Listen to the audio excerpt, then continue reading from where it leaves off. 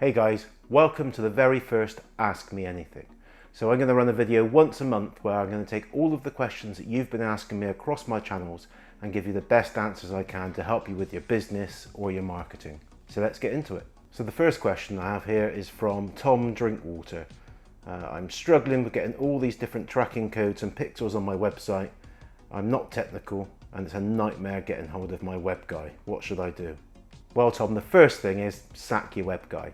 If you're struggling to get some simple code added to your website, then you're probably not even doing things like split testing or trying different landing pages, which you really should be doing. But the answer is to get Google Tag Manager installed. Now, Google Tag Manager is a snippet of code which you place on your website, and then within the Google Tag Manager or the GTM admin panel, you can insert and activate all of the code snippets you want whenever you want without any technical know-how. I hope that helps, Tom. The next question is from Steve Turner, and Steve asks, I'm starting to rank for 3 or 4 phrases that our SEO team have been working on for 5 or 6 months, but none of the traffic is converting into sales. What can we do? Well, there's actually a few things to unpack here. First of all, one of the most common mistakes is picking the wrong phrases to target. For any industry, there's going to be a ton of phrases that look good, but actually have low intent. Let me give you an example. If you were, say, a plumber in Watford, you might go after phrases like broken water pipe Watford. Why not? After all, you can fix broken pipes, and it's probably not that difficult to rank for. Someone doing this might well pick up the odd conversion, but there's a much higher chance that the person searching is looking for guides or videos on how to do it themselves. I guess even if it did result in a conversion, it's probably going to be a really low value client for you. But let's say you've picked great phrases with high intent and a good amount of search traffic. If you're not getting the conversions, then I'd say your landing pages probably aren't set up correctly. I always advise people to follow a 5-step process when creating landing pages. Step 1 is contact. Always make sure you've got a really strong call to action, ideally a short contact form and a phone number, right at the top of the page, say in the banner area. You don't want any doubt on how people are meant to get in touch with you. Step 2 is the problem. Have the visitor see straight away that you understand the problem that they're facing. A lot of landing pages focus way too much on the solution and that's all they bang on about. Going back to the plumber in Watford, I'd start off with something like, plumbing gone wrong, water everywhere, worried you won't get a plumber quickly. And then into step 3, which is desire. Show you understand the desire of the visitor and what they have come to your website for. Maybe something like, chances are you're reading this stood in a puddle of water and you just want the pipe fixed and everything cleaned up quickly. Before moving on to step 4, which is the solution. Don't worry, we deal with this all the time. Click the phone number below and one of our 24-hour team will pick up the phone and arrange for a qualified, experienced plumber to come and save the day. Finally, step 5 is testimonials. Now, testimonials are the best next thing to a personal recommendation and should give all your visitors the reassurance that you know what you're doing and that you've helped tons of people just like them. Actually, before we move on, when it comes to picking phrases and testing landing pages, there's one surefire way to get it right before you invest in organic optimization, and that's to run a low-cost Google Ads campaign. You'll get traffic straight away, and if the phrase is good with high intent and a decent landing page, you should get a handful of customers. Any advertising that results in customers is what you'll definitely want to rank organically for. The next question is from Joe Baker, and Joe asks, I'm trying to do my own marketing for my gift business, but there are so many different channels to generate content for. What are the best ways to manage all these different channels without taking up all my time? That's a great question, Joe, and it's a really common issue.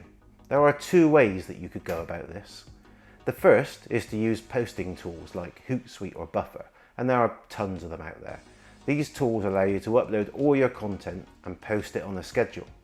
Now, I wouldn't dissuade anyone from using these tools, but in my mind, there's a more important question you have to ask yourself first, and that is, do you really need to post everywhere?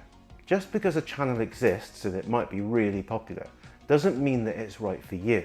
And I recommend starting off with a maximum of say 2 or 3 different networks, and make sure you're picking the ones that allow you to connect with your target audience the best.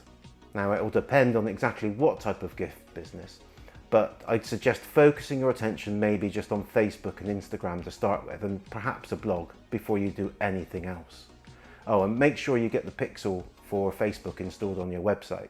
Even if you're not planning on doing advertising straight away, the chances are you will one day.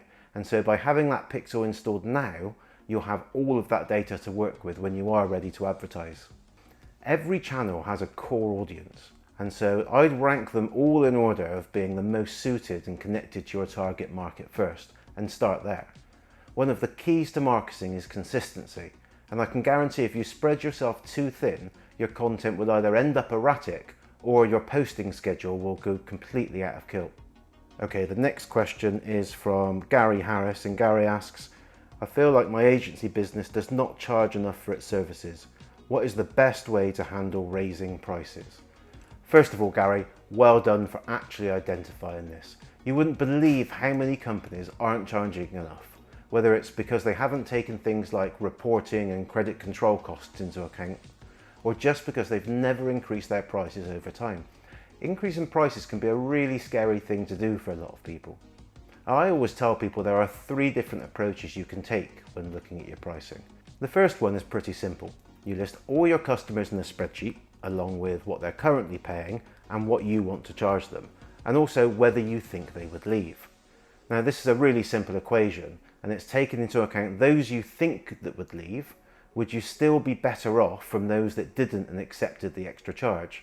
Especially if your overhead would decrease dealing with less clients for the same amount of money. The second approach would be to only look at raising the prices for those clients you know wouldn't leave, or don't think would leave anyway. And this is obvious for some businesses, but it can be quite hard depending on your operation and how you bill your clients. The third approach, which I prefer, is to contact your clients and explain that due to increased costs you're having to look at your pricing, but as you value the relationship with them, you want to find the way that works best for both of you. Now this approach basically involves upselling your clients to an additional product or service justified by the fact that your costs won't increase as much, as dealing with an existing client is far more cost effective than dealing with new clients. And while you don't get as big an increase across the whole account, you do end up making more margin. Now it goes without saying that for any new customers, you should be charging the new prices. I know that was only 4 questions, but I feel like we've covered quite a lot of ground there. If you have anything you'd like to know, or any questions you'd like to ask, then make sure you leave a comment wherever you're watching this video, and I'll do my best to try and include it on the next AMA. If you feel like you've got some value from this video, then make sure you subscribe, follow, like, etc., and I'll see you on the next one. Cheers then.